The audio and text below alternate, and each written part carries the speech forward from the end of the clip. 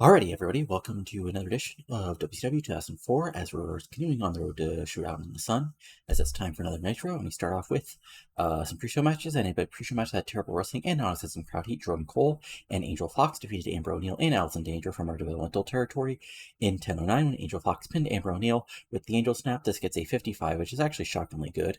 Actually, probably better than a women's match we'll actually have on the show because both 3 out of these 4 women are more over, but what can you do? Angel Fox gets a 54, Jordan Cole gets a 53, Allison Danger gets a 43, and Amber O'Neil gets a 51. And then in our put some people who don't have matches on the show, in a match, we had a pre-show match that had terrible wrestling, not as crowd heat, as Reno and 3 Count defeated Sabu, Yang, and Blitzkrieg in 14:33. When Reno pinned Sabu with the roll of the dice, this gets a 58, Blitzkrieg gets a 55, Yang gets a 58, Sabu gets a 49, Reno gets a 61, more incredible at 45. Unfortunately, Sabu's sort of been a bust. I didn't realize he was just on over and his skills has degraded this much in game.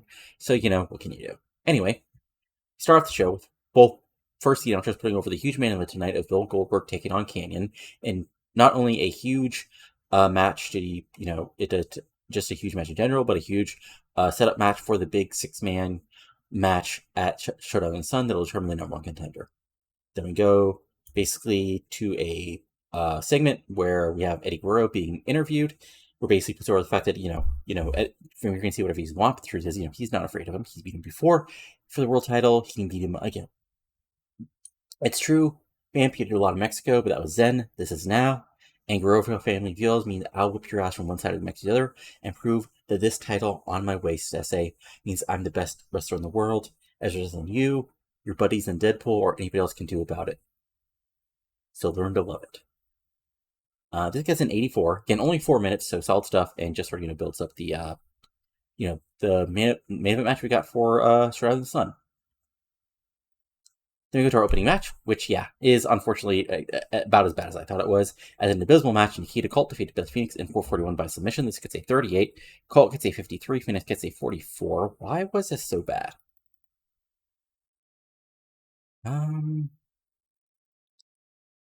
Okay, I guess, guess Kalt just isn't really over at all. Okay, but also it was short, so there's that.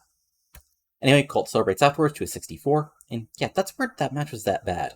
But just, not quite a squash, as Phoenix still gets some offense in, but Kalt is the strong heel we're pushing, so she's able to tap out Phoenix and get the sort of, obvious win. Then we go backstage, where Booker T is with women who is not, a woman who's not yet known to the WCW audience, but Booker T makes clear it's her, it's his wife Charmel, former Nitro girl, I think, right? Anyway, Booker, still's upset over what happened at Starrcade. Charmel calms him down and reminds him, you may go through your troubles, but there's a reason why we're a 5-time world champion, baby, and you're the best wrestler in this company, and there's nothing you can't do when you set your mind to it. And Booker T calms down a little, basically, so, well, now that my queen is here, I can prove to the world and everybody in WCW why they're all suckers, and I'm Booker T. 79, solid promo, especially with Charmel actually doing some stuff. This Charmel's queen gimmick gets a very good. Remember, this isn't quite like actual Queen Charmel, but men call their wives queen, especially, so we're going off that, but good stuff. Charmel lost up there, of course, but Booker T was a real star, so there we go, fun stuff. Then we go to the backstage segment where, Bischoff basically, walks up to Rey Jr., who's backstage doing wrestler things, and he basically, puts over what Rey Jr. said, wanting about competition. And, Bischoff was interested in that, so he was thinking. And what he thinks is that later tonight, I have a random draw of basically every wrestler who doesn't have a match yet for Showdown in the Sun. And whoever I draw out of that little bucket will get the U.S. title shot. What do you think of it?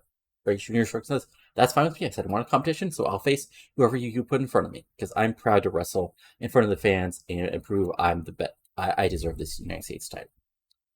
Bischoff sort of shrugs, says, I agree, and this gets a 74. I sort of built that up.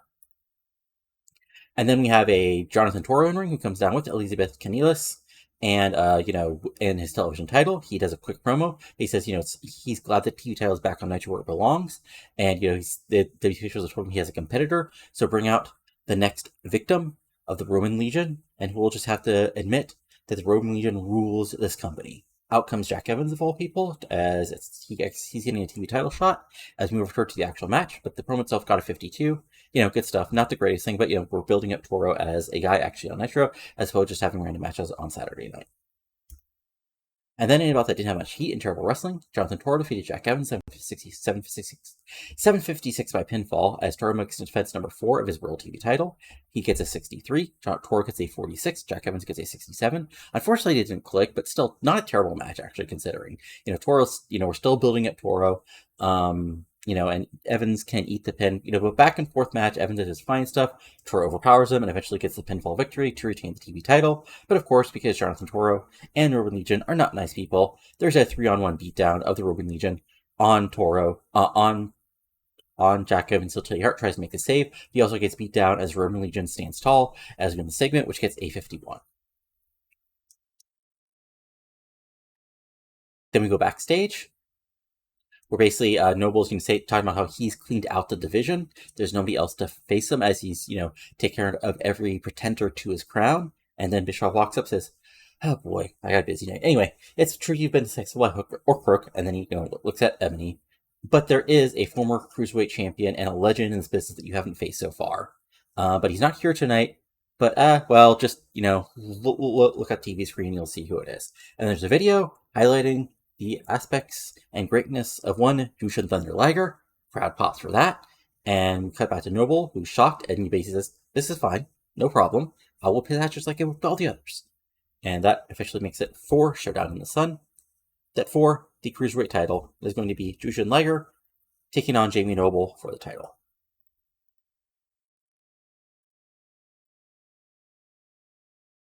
And this gets a 58. Good stuff. Noble's actually pretty good. I mean, Noble is still rated, which probably knocked us down a little bit, but got to build people up by putting them in with over people, and there you go. Good stuff. Then we come back, we swing over to Vampiro and Morningstar, basically facing off with Lestat in the background, whole spooky background, and Vampiro is basically walk up to Morningstar and says, "Why are you wasting time in a 6-man instead of helping me take out Guerrero before the pay-per-view so we can easily take the world title off of him?" And Morningstar basically based off and says, "Vampiro, listen to the message. The message gets out of planned, and as yet, Messias is yet not needed for the plan, and is reconstituting his power after the step back that was Starrcade. Trust the message because of everything it's brought to you. Before you listen to the message, you are a lost soul. And look at the greatness that's been brought to you." Fear just sort of shrugs and says, "Fine, but remember what Deadpool are about." And Moore says, "Oh, I know what it's about." And this is sort of there in the background, and there you go.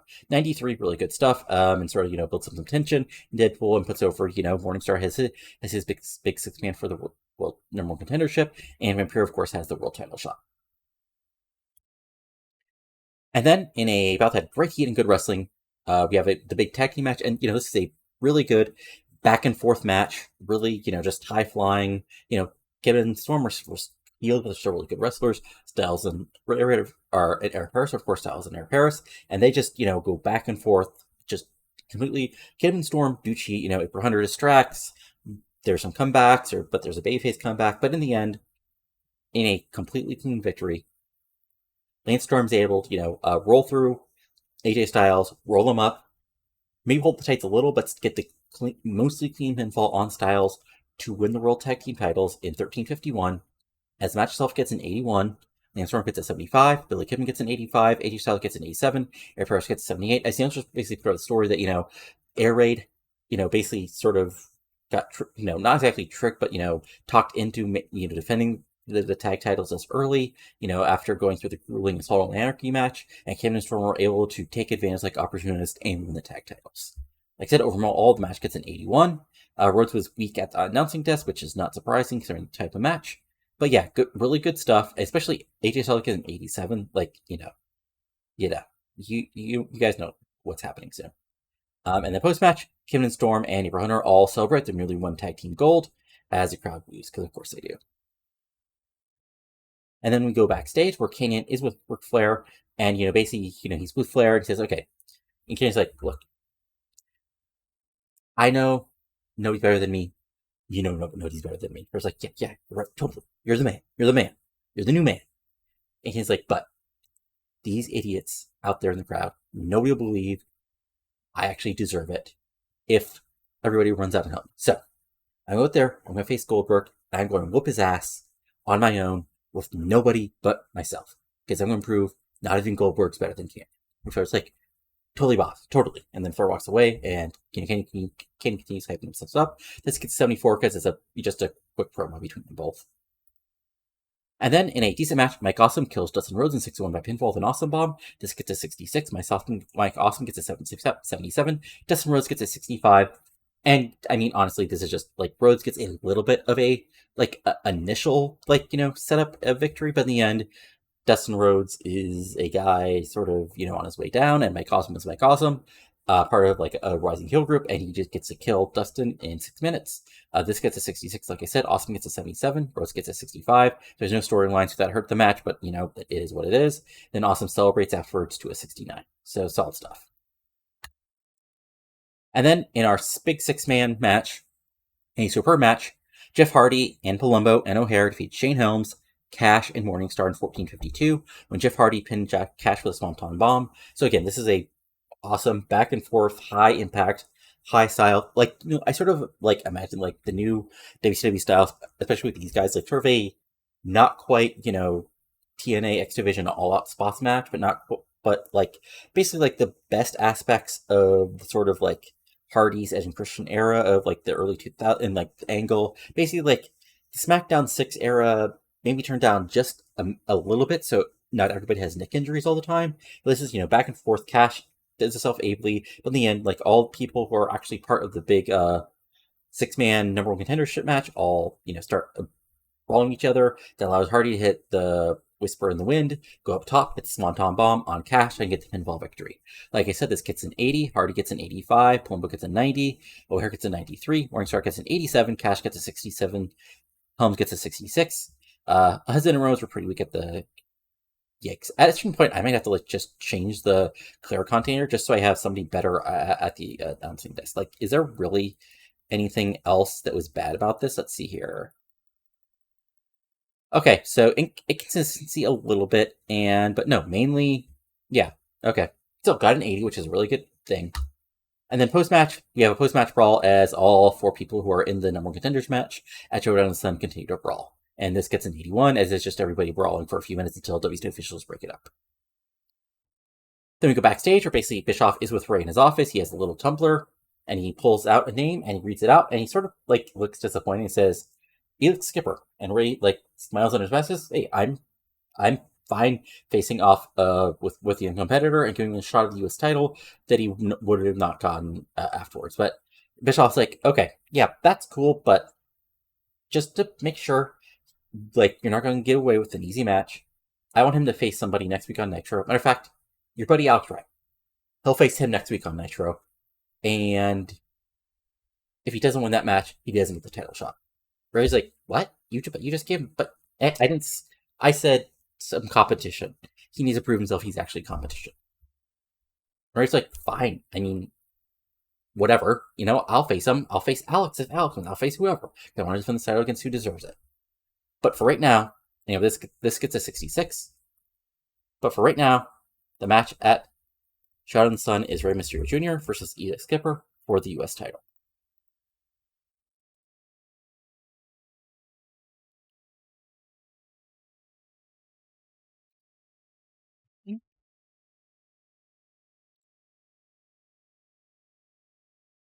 There we go. And then we go backstage for a quick confrontation where basically, Steiner walks up to the Triumvirate as they're all celebrating. And, he basically says, are you happy now, yes, IBs? Steiner, and Awesome's basically Kidman basically says, I'm surprised you're upset that 2 guys like Styles and Paris lost the tag titles. I thought you'd be happy that 2 young punks got their ass kicked by 2 proud veterans of the WCW.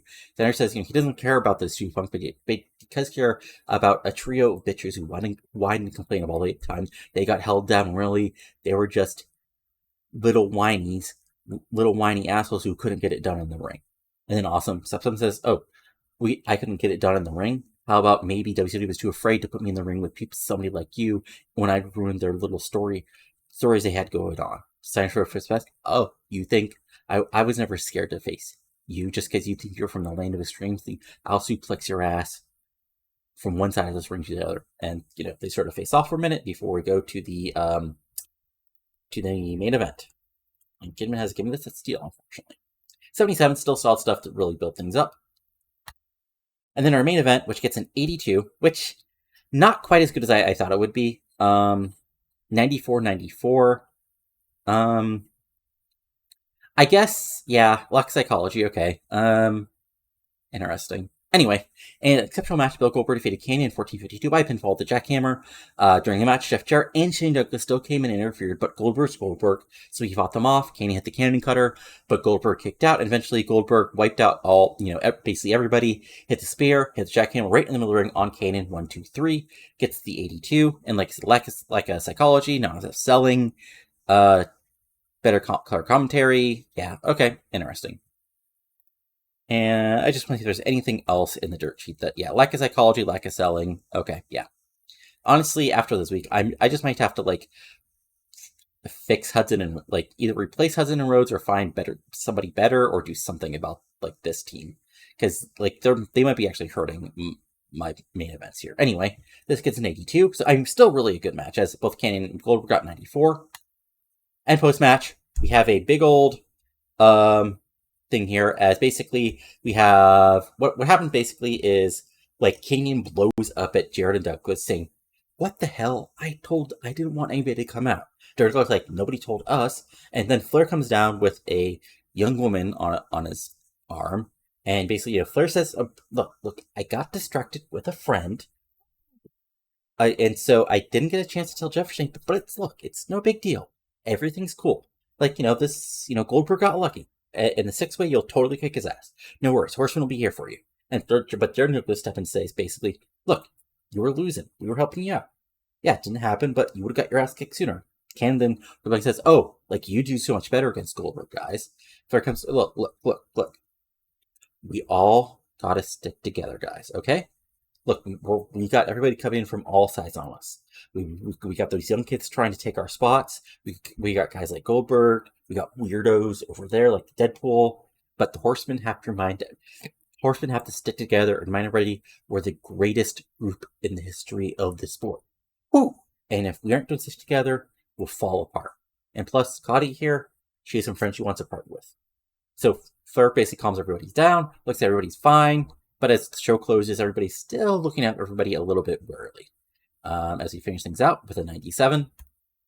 So 86. Okay, so I sort of was too worried. Okay, again, I kind of forget that as long as you have 2 really good segments, you can sort of have a mediocre rest of the show. And yeah, it's not like we had a bad rest of the show. It just wasn't a kick-ass totally rest of the show. But still, 86 is not bad for Nitro at all. And yeah, there's one of our people who came in as part of the random new people, which is interesting. As let's see what Raw actually did. As it continues to load. Gotta love some loading. Alrighty, let's see here. Let's see what Raw did. Raw. Okay, so we had Jericho defeating Blue Boy, Big Show defeating Leviathan, Tea Time, which is Regal, Scott Hall, and Steve Richards. Okay, defeating Kevin Nash and TNA. We had an Edge interview, a DDP interview, Trish Stratus defeating Molly Holly in Random 84, Austin defeating Billy Gunn in Random 94, Shawn Michaels defeating Chris Benoit in Random 99, and Lesnar and Triple H defeating the Brothers of Destruction in Random 98, but at least they only got an 86 overall. So that's good. Let's see here. Any other news of interest? Not really. Oh, let's see. Independent wrestling. Okay, nobody not really. Mike Knox, Kevin Furtag, the Future, Kevin Thorne, but yeah. Scott Lost. Okay, so let's see here. One thing, AJ Styles got divorced, which is unfortunate considering real life he still seems to be together with his original wife, so that's unfortunate. Nitro's doing real well with new people, and I think that's actually a really solid Nitro, especially because we're doing sort of a really quick turnaround to build to the pay-per-view. as we've got only 3 weeks to build a Showdown in the Sun, but then we got our regular scheduled time period to build to the main event, to build to the next pay-per-view, to Superbrawl. But as a quick look at Saturday night, since of course you guys didn't see that last time, so we got Miss Jones in charge, La Parka defeating Shayden Moore. We had Ebony Sable defeating Yang in a squash. We had the Robin Legion defeating Lash LaRue, Evan Courageous, and Norman Smiley. Lexi James defeating Claudia De Solis. The Silver City Rollers defeating Ernest Miller in a handicap match because, again, Miss Jones was in charge. So, yeah, so we're sort of beat down. Then the next week, we had a Miss Jones Ernest Miller confrontation. We had the Hart Legacy defeating 3 Count. We had Monty Brown defeating Chaos in a squash. We had Miss Jones and Don remaking a deal. Nikita Kalt defeating Claudia De Solis again. And we had Ernest Miller actually defeating Jindrak and Stasiak. If I remember, yeah, Hart Legacy came down, distracted Jindrak and Stasiak. Miller managed to get the pin, and then afterwards, Miss Jones got stripped by Ernest Miller because this is still 2004 wrestling. So yeah, solid B-show fun. Do a little bit of B-show wackiness to put things over. But yeah, and storylines wise, Flair for the Old, which is just Flair at the moment, gets a 79. Opportunity, which is Bischoff, Ray, and Elix, is at an 84. Monty Brown is at a 50. Booker RVD is at a 90. Cruiserweight Fun is at a 56. The build up to the 6-man match is at a 79. Jonathan Toro is at a 48. Eddie Guerrero Vamp is at an 82. Senator versus Awesome is at an 80. The tag team feud between Jet and London versus Jared and Douglas at a 73. Tag Wars, which I'll sort of basically probably clean out, is at a 79. Part of the Women is at a 55. And Women's Title Showdown is at a 49. So, fun stuff. Creative-wise, Goldberg, RVD, Eddie, Kanyon, Ray, of course, all who you imagine. Who's not? O'Hare, Vampiro, Goldberg, RVD, Steiner. Who's not a station jet, which is sort of interesting to me because I pushed him decently. And yeah, medical-wise, only people are the people in rehab, so that's good. And I think, yeah, that's basically it. Again, these weekly shows are never going to be the longest shows. We got some people with morale issues, but they're mainly the people who you'd expect to have morale issues. And yeah, I am, obviously, bringing in Charmel at this point is sort of what you do, but, she was former Nitro Girl Storm. Okay, that makes sense. But yeah, I mean, she is, Booker T's manager, both in real life, and they're married, so hopefully they work well together. But yeah, I'm just interested. Let me just look at my roster real quick. Let me just do this with you guys. Let's see here. Color commentating. Is there anybody who's a good... Okay. See, this is the thing we could do. I kind of don't want to do it, but I also kind of want to do it. Okay, so 81 is color commentator. Let me go back to Dusty and see what his numbers are. Dusty, as far as color commentating, okay, so he's at a 60. And just out of curiosity, just to do a quick search of the world, how many people over 80 are there as far as color commentating? Okay, so, I mean, yeah. Bunch of people who won't be doing it. This random guy, I'm still convinced is somebody's random insert character, because, yeah, I don't know. This seems weird. Anyway, and CM Punk. So, yeah, I mean, so basically it has to be Lawler or nobody, which is interesting. Anyway, I'll have to figure that out in the next week or so. Well, in next week in the game, next couple days for you guys, and probably the next 30 or so minutes for me as I go through the week here.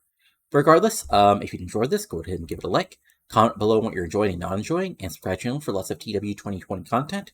Probably too much, including this series, my MLW 2005 series, my WCW 1993 series with no Eric Bischoff, and my just started WWE 2013 series with lots of wacky goals I have to hit thanks to the random number generator.